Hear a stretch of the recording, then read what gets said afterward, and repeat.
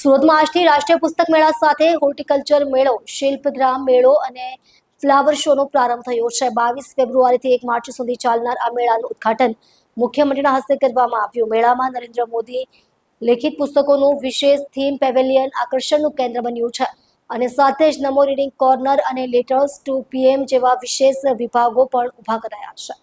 મુખ્યમંત્રીએ ઉપસ્થિત જનમેદનીને સંબોધતા જણાવ્યું હતું કે આ પ્રકારના આયોજનોથી શહેરમાં સાંસ્કૃતિક, શૈક્ષણિક અને કૃષિ ક્ષેત્રે જાગૃતિ આવે છે।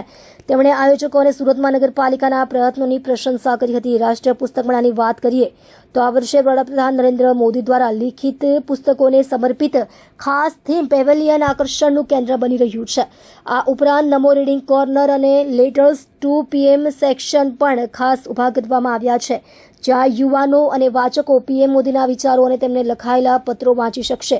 ઉલ્લેખનીય છે કે સુરત મહાનગરપાલિકા દ્વારા વર્ષ 2000થી રાષ્ટ્રીય પુસ્તક મેળાનું આયોજન કરવામાં આવે છે। શિલ્પગ્રામ મેળામાં દેશભરના હસ્તકલા અને હાથશાળના કારીગરો તેમની કળાનું પ્રદર્શન કરશે। અહીં લોકોને વિવિધ રાજ્યોની લોકકળા, હસ્તકલા અને ખાણીપીણીનો આનંદ લેવા મળશે। તો બીજી તરફ હોર્ટિકલ્ચર મેળો અને ફ્લાવર શોમાં રંગબેરંગી ફૂલોની પ્રદર્શની તેમજ બાગકામ સંબંધિત વિવિધ ઉત્પાદનો જોવા મળશે। આ ચારેય મેળાઓમાં શહેરવાસીઓની ભારે ભીડ જમવાની શક્યતા છે।